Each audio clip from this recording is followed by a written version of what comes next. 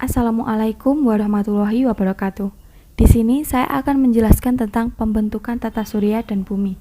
Sebelum itu kita harus mengetahui dulu apa sih pengertian dari jagat raya.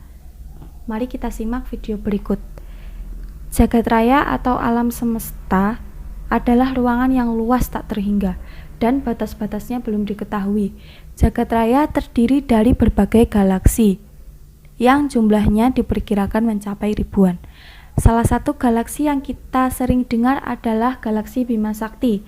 Galaksi Bima Sakti merupakan galaksi spiral yang besar yang di dalamnya terdapat tata surya, tempat planet bumi beredar mengelilingi matahari. Kemudian ada juga galaksi Andromeda. Galaksi Andromeda itu adalah salah satu galaksi di luar Bima Sakti yang bisa kita lihat secara langsung atau dengan mata telanjang pada malam hari yang cerah dan juga tanpa bulan dan polusi cahaya. Kemudian ada galaksi Magellan. Galaksi Magellan itu merupakan galaksi yang terdekat ketiga dengan galaksi Bima Sakti. Lanjut ke asal mula tata surya. Bagaimana sih asal mula tata surya itu? Nah, tata surya berasal dari beberapa teori. Yang pertama adalah teori pasang surut. Teori pasang surut itu pastinya menjelaskan tentang bagaimana proses terbentuknya tata surya ini. Nah, pasang surut itu terjadi karena adanya bintang yang mendekat ke matahari, sehingga matahari atau bintang tersebut hampir bersentuhan dan bertabrakan, yang kemudian menyebabkan terjadinya pasang surut, hingga material matahari yang ada tertarik keluar sehingga membentuk planet dan benda langit yang mengelilinginya. Lanjut ke teori bintang kembar, teori nebular, dan teori Big Bang. Ada juga teori creatio continue dan teori J.P. Kuiper. Lanjut ke sistem tata surya. Ada matahari. Matahari merupakan pusat tata surya yang memiliki suhu mencapai jutaan derajat Celcius dan tekanannya ratusan juta atmosfer. Jadi bisa dibayangkan kalau matahari sangat dekat dengan bumi. Wah, pasti panas sekali. Lanjut ke planet. Planet adalah benda langit yang tidak memiliki panas dan cahaya sendiri.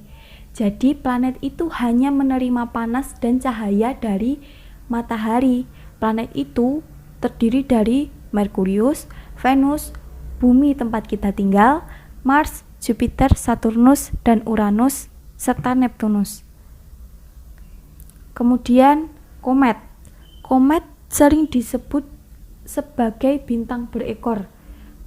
Kenapa seperti itu? Karena komet diselubungi awan dan gas sehingga nampak memiliki ekor. Jadi kenapa komet sering disebut sebagai bintang berekor? Kalian pasti sudah tahu jawabannya, kan sudah dijelaskan tadi. Kemudian asteroid.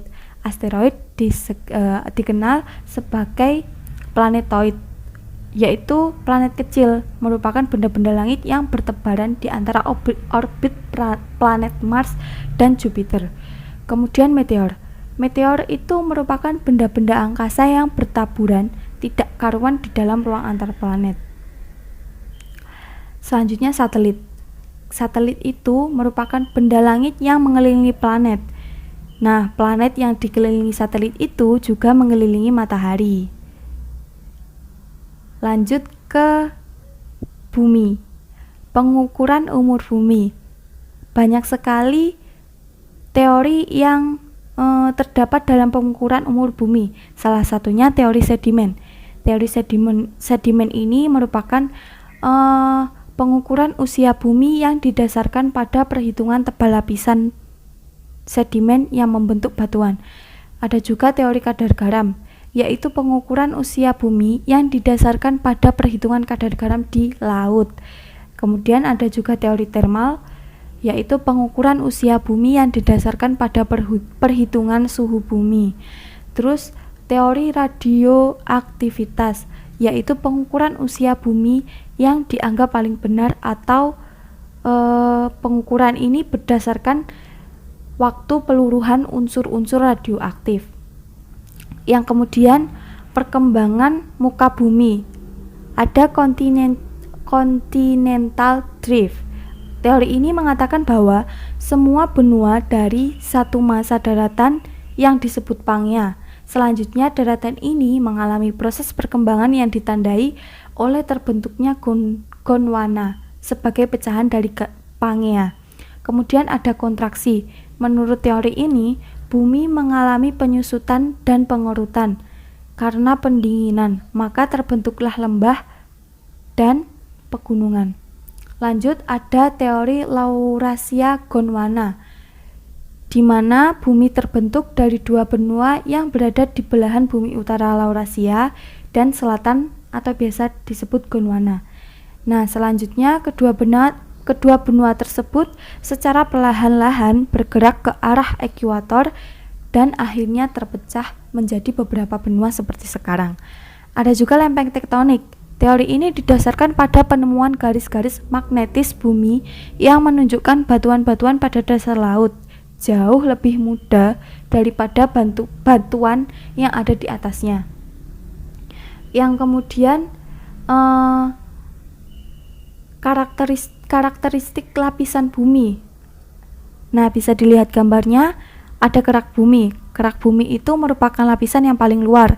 Ketebalannya bervariasi antara 8 hingga 32 km. Ada juga mantel bumi. Mantel bumi itu yang berwarna kuning.